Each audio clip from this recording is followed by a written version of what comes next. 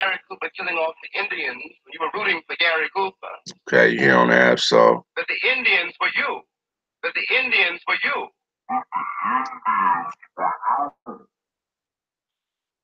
It's a great shock to discover that Gary Cooper killing off the Indians when you were rooting for Gary Cooper.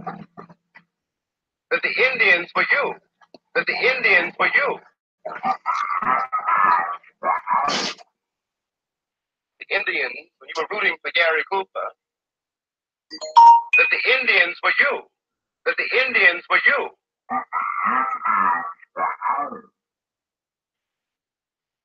Actually, Gary Cooper killing off the Indians when you were rooting for Gary Cooper. That the Indians were you. That the Indians were you.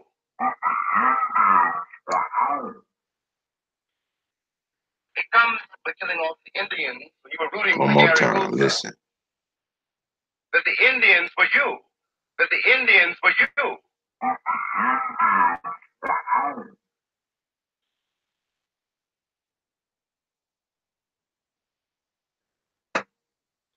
Good morning. I'm on here live right now. I'm about to do a little show, so I'll call you back. Okay, I'll go on the home base. I seen the thing, it alerted my phone. I'll go look at it. I'll listen to it when I come back. All right. All right.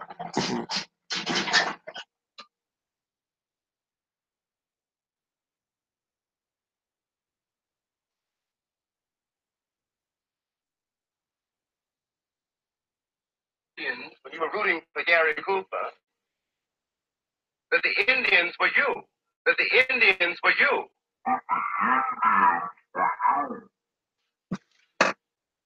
It comes as a great shock. Now that's James Baldwin. He said the Indians was you, right? So,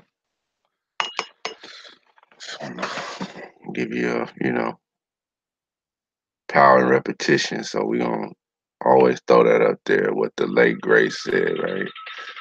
But right now I wanna look at this. This is from the book. This is from the book by Samuel G. Morton called An Inquiry into the Distinctive Characteristics of the Aboriginal Race of America, right? So basically, down here, I'm gonna read this whole thing, but right here it says, it is even yet gravely disputed whether the ancient Egyptians belonged to the Caucasian race or the Negro. So, right? So it says it's been gravely disputed. That means there's been wars and deaths over white people claiming Egyptians and Negroes uh, not letting that falsehood become uh, a custom reality, right? Because that's what they do. They'll make something the truth that's a bald-faced lie. Anyway, and it says, and was it not for the light which now dawns upon us from their monuments and their tombs, meaning that this man, the cranium doctor, was able to examine the remains in the tombs, and he seen that they were what they call a Negro, right? They weren't Caucasian. Anyway, it says the present day, however, is marked by noble zeal for these inquiries, which are daily making man more conversant with the organic structure, the mental character, and the national affinities of the various and widely scattered tribes of the human family. Okay, so there's that man again, right? So it says, making man more conversant with the organic structure, the mental character, and the national affinities of the various and widely scattered tribes of the human family. Now, man and human is different, right? Mankind and human being is two different things. Human, the man with a hue, man with pigments in their skin, people with pigments in their skin, whether it be light, high yellow, or dark, almost black. Uh, those are what you call human, the human family, scattered tribes of the human family, which are scattered tribes all over the world of human family. Okay.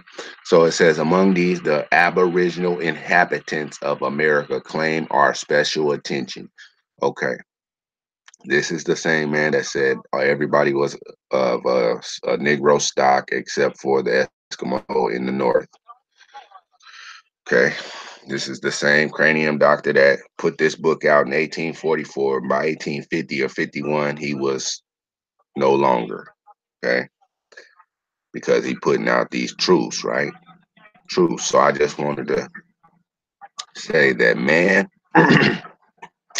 says, which are daily making man more conversant with the organic structure. Okay. Organic structure. I've already touched on the organic structure of the original man, okay, which is the original man. You can't put a place on him. You can't say, oh, this black man is from Africa. This man, ooh, nah. The earth. Go back and listen to the Honorable Minister Louis Farrakhan. He said that the earth is our home.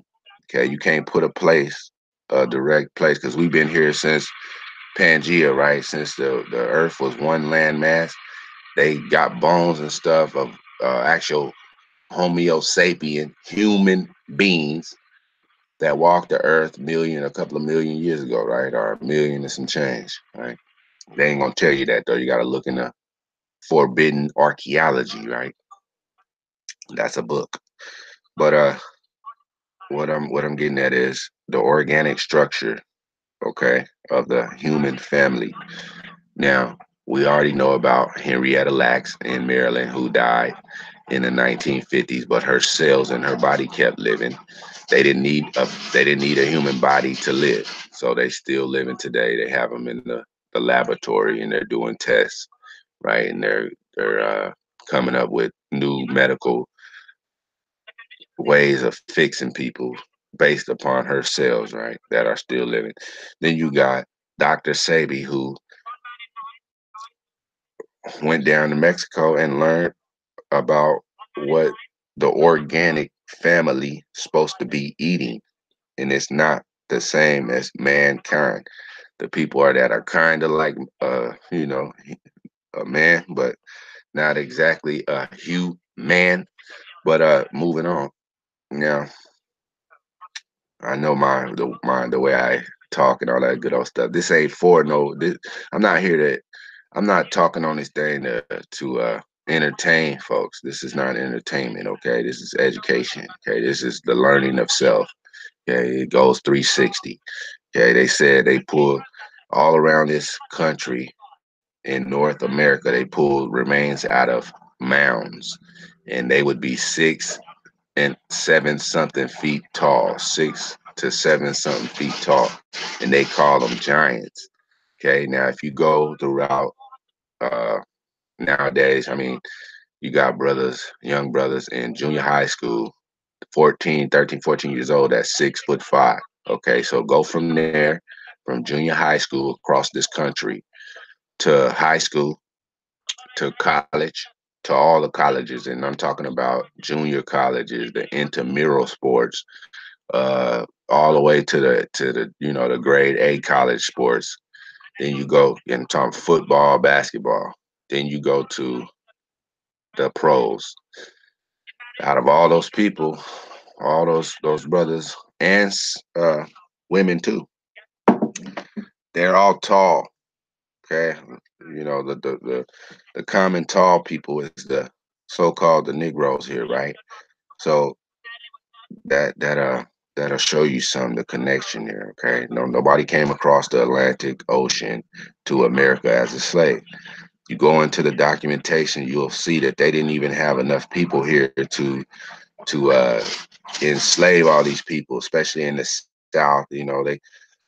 They didn't get down there until the 1800s. So how could there be 400 years of slavery? That's a whole lie. They don't want. They would rather you think you was a slave for 400 years than actually a prisoner of war in your own land type thing. So you got to realize what this is. I'm trying to show you. People have put the truth out in books long ago, and that's why they kept our people from reading. So therefore, what are we supposed to be doing right now?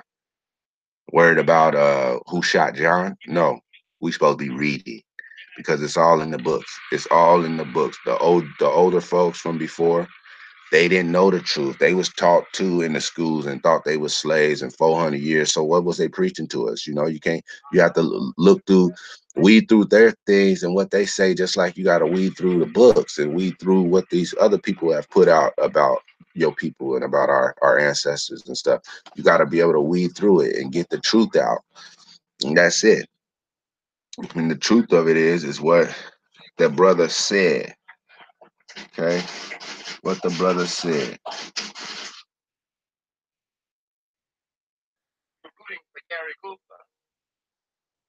That the Indians were you. That the Indians were you.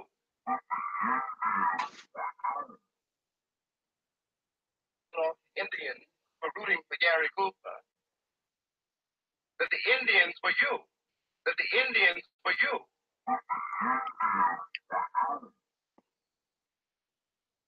So that's what I'm trying to get at. Martin Luther King said, rest in peace. The brother said the Negro 100 years later is still exiled in his own land.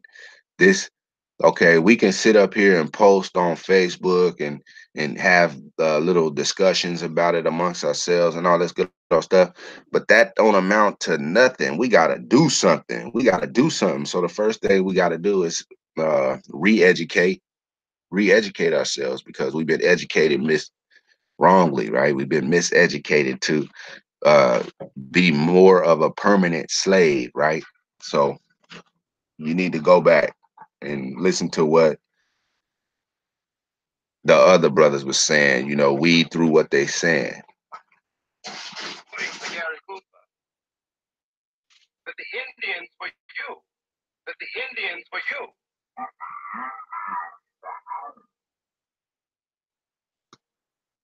Okay. Now, we talked about the organic structure. Okay. I mean, that goes a long way. A lot of the things that I put out there, I don't put everything that goes along with it out there because it's 360 degrees. It'd be all day and night to put every single thing that goes along with it because everything connects, right? So the organic structure, you like I said, you got Henrietta Lacks that cells kept living. You got Dr. Sebi that can heal, that healed everything, and his knowledge can heal everything about the human body. You'll awake the dead. You see how all this stuff has got us broken down. You go off what he came with his knowledge, and you'll have a whole physical and mental rebirth. Okay, you get the mucus out of your brain, and your brain will actually function the way it was supposed to, right? Get the mucus out your brain. But anyway, back in the 1500s in Alabama and in Mexico, when Cortez and De Soto was trying to conquer things and conquer the copper colored Indians, they would cut their bodies open and use their flesh to cover their own wounds up with. So along with they had herbs, they drank a black drink to purify the body. Okay, those were herbs. This is called the organic structure of the hue. Look up the word hue. It's usually spelled Hue. Hue, man, family. Let's look at this. Okay. It says making man more conversant with the organic structure, the mental character, and the national affinities. Now, the mental character, okay, you know how you're usually kind-hearted, easygoing individual until somebody piss you off or do something that disrespects you or offends you, and then it's warlike, right? In that war, that the actual warrior comes out of you, right away too. It don't wait. A lot of times it don't wait. It's right then and there. It's right at the edge. See, that's what part of that mental character is talking about. And then when you go over here to national affinities, okay, national affinities is connected to widely scattered tribes because national affinities, okay. Now, if you look at, they was calling us, our people, Indians. Who else did they call Indians? Those people from India. Go and look at how they looked back then. They looked exactly the same. Now, go over further east, go over further, and then you'll start to see that sun religion, the certain symbols and certain cultural beliefs and things of that nature is the same. So just like down in Mexico, here, over there, also that place that they call the sunken island of Atlantis, they all had this sun thing, the sun worship thing, right? So, and that's part of it. I'm not saying everything. I'm just giving you an example of what they mean by national affinities. Don't mean it means across the board on the earth surface. Okay, national affinities. Okay, the mental character. Okay, they build structures that they still trying to figure out how they did it. Okay, mental character. Okay.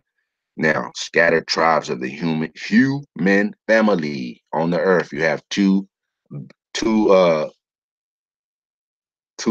two kinds of men.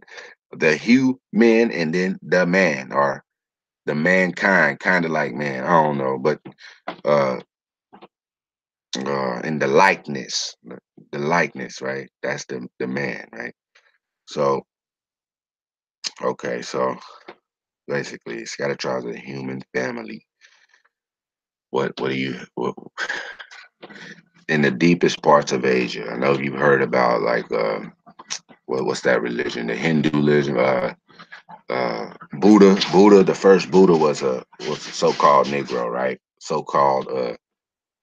Basically, Buddha was a human being with an organic structure and mental character and national affinities, unlike no other. But like I said, okay, this man put the real deal out here in these books. You just gotta go and read it.